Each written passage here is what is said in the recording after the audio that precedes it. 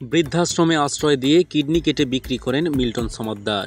মানবতার সেবক হিসেবে পরিচিত মিল্টন সমাদ্দার সামাজিক যোগাযোগ মাধ্যমে তার সেবামূলক কর্মকাণ্ডের রয়েছে ব্যাপক প্রচারণা, যেখানে দেখা যায় অসহায় দুস্থ মানুষের সেবায় তিনি গড়ে তুলেছেন child and old age care নামে একটি বৃদ্ধাশ্রম।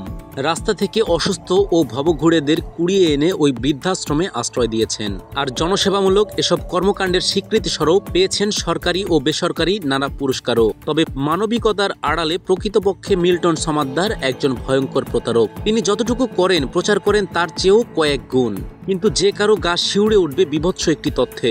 অসহায় মানুষকে আশ্রয় দেওয়ার নামে তাদের কিডনি সহ বিভিন্ন অঙ্গ প্রত্যঙ্গ কেটে বিক্রি করেন তিনি। অনুসন্ধান করতে গিয়ে এমন বেশ কয়েকটি পৈশাচিক ঘটনার প্রমাণ মেলে। অনুসন্ধানে জানা গেছে ঢাকার দক্ষিণ পাইকপাড়ার মিল্টন সমাদ্দারের বৃদ্ধাশ্রমের কাছেই বাইতুল সালাম জামে মসজিদ। বৃদ্ধাশ্রমে মারা যাওয়া ব্যক্তিদের এক সময় এই মসজিদেই বিনামূল্যে গোসল করানো হতো। তার এই মানবিক কাজে উদ্বুদ্ধ হয়ে মসজিদ কর্তৃপক্ষ তাকে এই সুবিধা দিয়েছিল।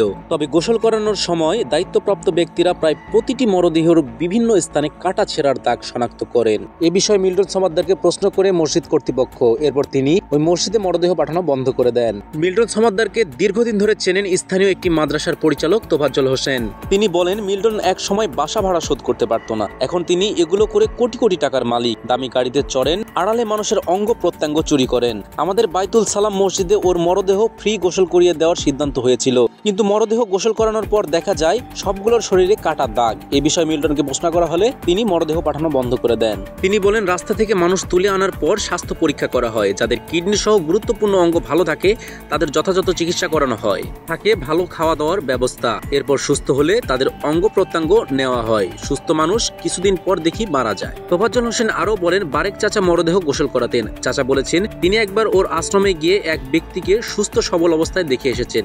এর 2-3 দিন পরেই মসজিদে গোসল করানোর জন্য ওই ব্যক্তির মরদেহ আসে। ওই লাশের শরীরেও পেটের দিক দিয়ে কাটা দেখা যায়। এরপর বারেক চাচা মরদেহ গোসল করাতে অস্বীকৃতি জানান। আর এদিকে চাইল্ড অ্যান্ড ওল্ড এজ কেয়ারে কাজ করেন নাম প্রকাশ না করার শর্তে এমন একজন বলেন, কোনো রোগী অসুস্থ হলে সরকারি হাসপাতালে নেওয়া হয় না, এখানে রেখেই চিকিৎসা দেওয়া হয়, কারণ তিনি চান না কেউ পুরোপুরি সুস্থ হোক, এটা তার ব্যবসা। ওই ব্যক্তির কথার মিল পাওয়া যায় মৃতদের ডেথ সার্টিফিকেটে। যতজনকে দাফন করা হয়েছে তাদের প্রত্যেকের ডেথ সার্টিফিকেট দেওয়া হয়েছে চাইল্ড অ্যান্ড ওল্ড এজ কেয়ারের প্যাডে। এদিকে সার্বিক বিষয়ে জানার জন্য গত বুধবার 24 April child and old age কেয়ারের চেয়ারম্যান মিল্টন সমাদ্দারকে ফোন করা হলে তার বিরুদ্ধে ওঠা অভিযোগের কোনো সদুত্তর দেননি। আপনি নেগেটিভ প্রতিবেদন করেন, আমার অসুবিধা নাই কোনো। বাংলাদেশের মানুষ জানো, কোনো অসুবিধা নাই।